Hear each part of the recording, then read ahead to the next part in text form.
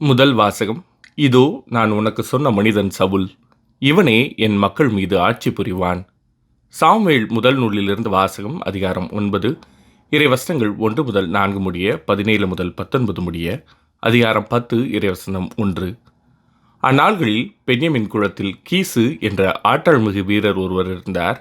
அவர் பென்யமினியன் அபியாவுக்கு பிறந்த பெக்கோராத்தின் மகனான செரோரின் மகன் அபியேலுக்கு பிறந்தவர். அவருக்கு சவுல் என்ற ஓர் இளமையும் அழகும் கொண்ட மகன் இருந்தார்.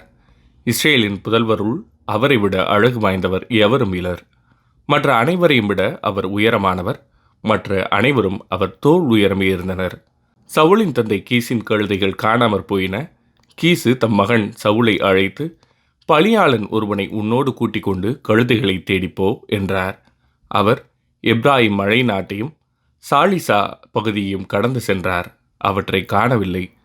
சாலிம் நாட்டு வழியே சென்றார். அங்கும் அவை இல்லை.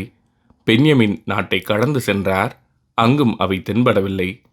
சாமுவேல் சவுலை கண்டதும் ஆண்டவர் அவரிடம், இதோ நான் உனக்கு சொன்ன மனிதன், இவனே என் மக்கள் மீது ஆட்சி புரிவான் என்றார். சவுல் வாயிலின் நடுவே சாமுவேலை நெருங்கி, திருக்காட்சியாளரின் வீடு எங்கே? தயை கூர்ந்து சொல்லும் என்று கேட்டார். சாமுவேல் சவுலுக்கு கூறியது, நானே திருக்காட்சியாளன். எனக்கு முன்பாக தொழுகை மேட்டுக்குச் செல். இன்று நீ என்னோடு உண்ண வேண்டும்.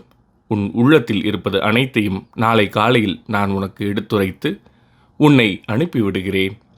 அப்போது சாமுவேல் தைலக்குப்பியை எடுத்து அவர் தலை மீது வார்த்து அவரை முத்தமிட்டு கூறியது, ஆண்டவர் தம் உரிமை சொத்துக்கு தலைவனாக இருக்கும்படி உன்னை திருப்பொழிவு செய்துள்ளார் அன்றோ?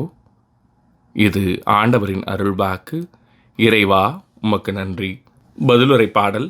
உமது வல்லமையில் ஆண்டவரே அரசர் பூரிப்படைகின்றார்.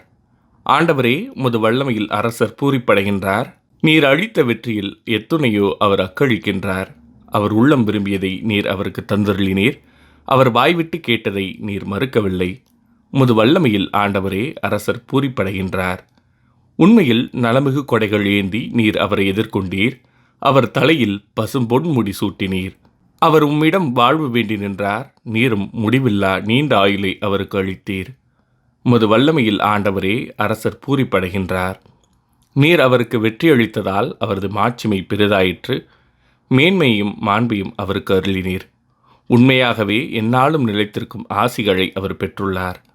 உமது முகத்தை அவர் மகிழ்ச்சியுடன் கண்டுகளிக்கச் செய்தீர்.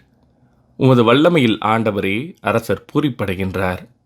நற்செய்தி வாசகம். நேர்மையாளர்களே அல்ல, பாவிகளையே அழைக்க வந்தேன். மார்க் எழுதிய தூய நற்செய்தியிலிருந்து வாசகம். அதிகாரம் 2, இறைவசனங்கள் 13 முதல் 17 முடிய. இயேசு மீண்டும் கடலோரம் சென்றார்.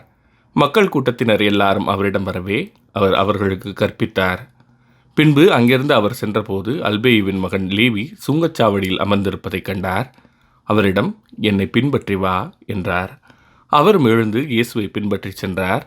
பின்பு அவருடைய வீட்டில் பந்தி அமர்ந்திருந்தபோது வரி தண்டுபவர்கள், பாவிகள் ஆகிய பலர் இயேசுவோடும் அவருடைய சீடரோடும் விருந்துண்டனர். ஏனெனில் இவர்களுள் பலர் இயேசுவை பின்பற்றியவர்கள். அவர் பாவிகளோடும் வரி தண்டுபவர்களோடும் உண்பதை பரிசேயரை சார்ந்த மறைநூல் அறிஞர் கண்டு அவருடைய சீடரிடம், இவர் வரி தண்டுபவர்களோடும் பாவிகளோடும் சேர்ந்து உண்பதேன் என்று கேட்டார். இயேசு இதை கேட்டவுடன் அவர்களை நோக்கி, நோயற்றவருக்கு அல்ல, நோயுற்றவருக்கே மருத்துவர் தேவை. நேர்மையாளர்களை அல்ல, பாவிகளையே அழைக்க வந்தேன் என்றார். இது ஆண்டவரின் அருள்வாக்கு. கிறிஸ்துவே, உமக்கு புகழ்.